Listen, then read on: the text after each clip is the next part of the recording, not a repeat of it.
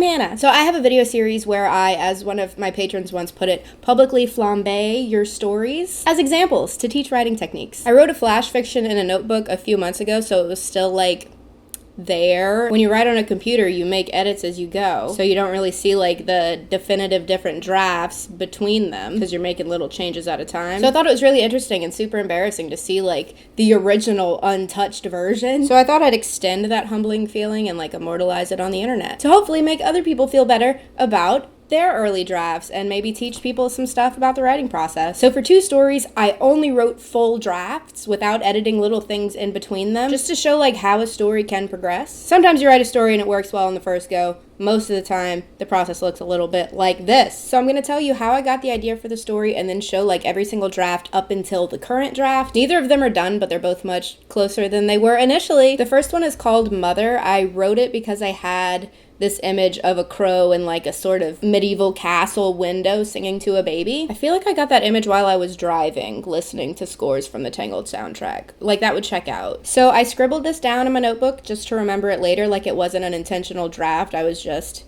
keeping notes. By the way, that's my like #1 writer tip.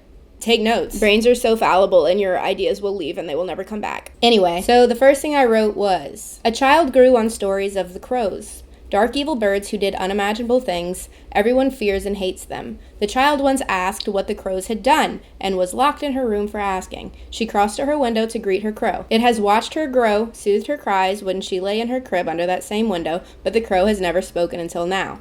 Would you like to leave? It asks with the voice of a mother. The girl nods, they fly away. Clearly not good. Clearly not a story. The second draft I wrote a couple hours later, and this one was a little more intentional. A child was raised on stories and warnings of the evil black crow. What have they done so wrong? She asked as soon as she was old enough to realize the creature who visits in her window every night is the same she is meant to fear. What a clunky sentence. Yikes. Her question was an outrage, and she was sent to her chambers. The crow appeared after her first tear fell, as it always has, to soothe her. That was a tense shift. To soothe her like it did since she was a babe in her crib. It brought her gems and flowers and all manner of pretty things. It never brought evil. The crow has never spoken until now. Would you like to leave? It asked in a mother's voice.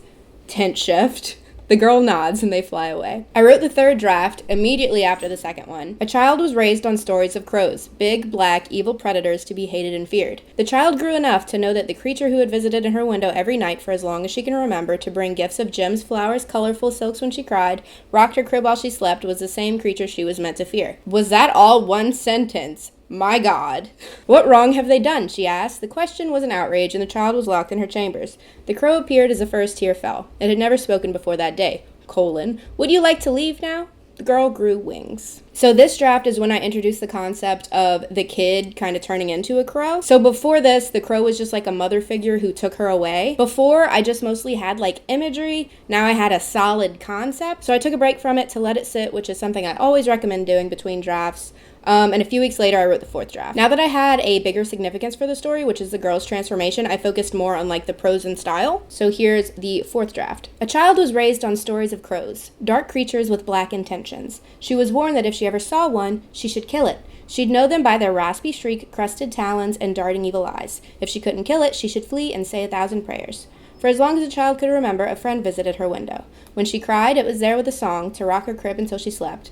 As she grew, it brought gifts of gemstones, flowers, colorful silks, and all manner of lovely things. Because its eyes were soft, its feathers sleek, and its song a calm whisper, the child was quite grown before she realized her friend was a crow. This was not a creature to hate and fear.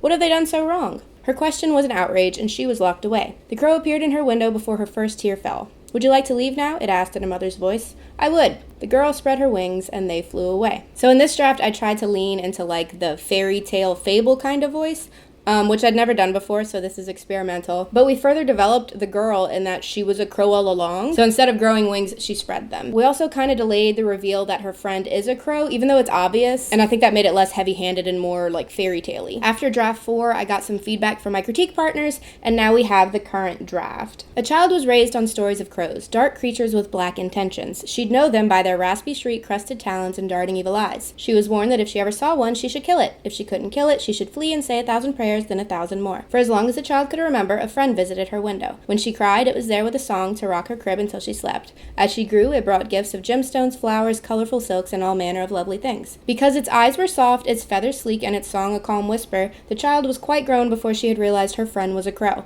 This was not a creature to hate and fear. What had they done so wrong? She asked. Her question was an outrage, and the child was locked away. The crow appeared in her window before her first tear fell. Would you like to leave now? It asked in a mother's voice. The girl spread her wings, and they flew away. So now we have a found family dynamic between these two characters in a fairy tale voiced story about prejudice. I tweeted about this a while ago, but this was the story that my LGBT beta readers all really loved, and then my straight beta readers did not particularly understand. So we started with a random idea of a crow singing to a baby in a window, and it turned into a kind of metaphor about societal outcasts and oppression and acceptance, and my all-time favorite theme, found family. I think the pacing of this story still needs some work, and the flow isn't quite hitting right for me, so that's something I'll try to fix in future drafts, but that's where we are currently. The next story is called Ink. So I dreamt this one and woke up and was like, that seems like it could be metaphorical for lots of different things. So I jotted it down in Me Notes app. Write everything down, kids. I'm gonna read the original note that I took half asleep, so suspend your disbelief for a second, because it doesn't make any sense. Then I'll walk you through each draft up to the current one. The closet is ajar. Somehow the dark inside is deeper than the dark behind me. I rest my hand against the door and it falls inward. Didn't it used to open out? But I don't have a chance to think about that because he's here. The closet is gone. I'm alone in the woods, but I'm not alone. He's still here. I run. The shadow boy chases me. It's fun and he's laughing. I want to laugh with him, but I'm so afraid. I run. Black ink from my calligraphy pen trails behind me, hoping it can lead me home like Hansel and Gretel, but it smears with the black of the forest. I don't know where he's chasing me, but I know I'll never make it back home. So that was just a literal documentation of what happened in the dream, what I was thinking in it, and then, like, those dream assumptions that you make. Like, I knew the pen I was holding was supposed to be leaving a trail for me to follow, and I knew it wasn't going to work. Then the next morning, I wrote this. The closet door swings in when she pushes it. It pulls her in, sweeping her feet into a dark forest of spindly needles and crackerjack twigs. He's here. He has no name, but she knows his laugh. She runs. The shadow boy runs after her, skittering up tree trunks, leaping through brush like a gazelle. It's fun for him. His giggle infectious, pulling her in to laugh with him, making her forget to be afraid. She runs. She doesn't know where he's chasing her, but she'll never make it back.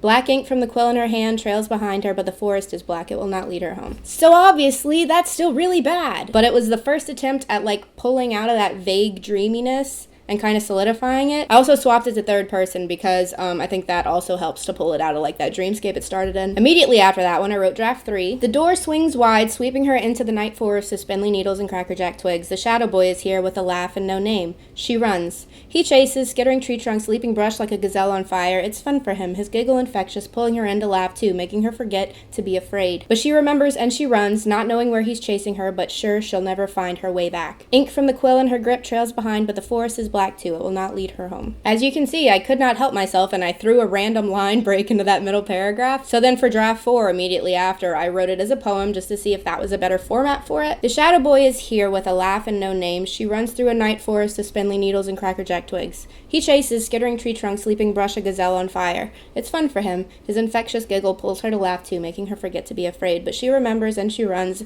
and she doesn't know where he's chasing her, but she's sure she won't make it back.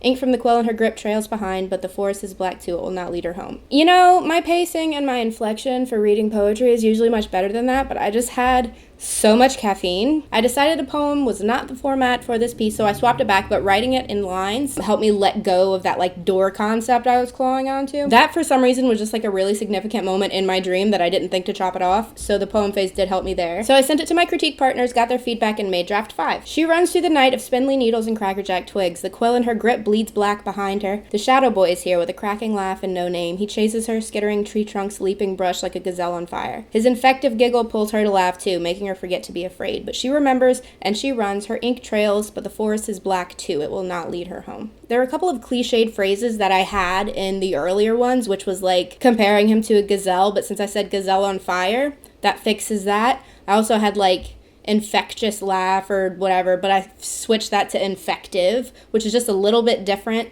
And that's how you fix cliches. I also made the quill appear in the first line because that kind of ties that theme up. And I trimmed a lot of it away. So that's the current draft. I still feel like something's missing and I also still feel like it's, I don't know, it feels tired. I guess just because it's a quill and there's ink and I'm a writer and all writers at some point write about ink metaphors.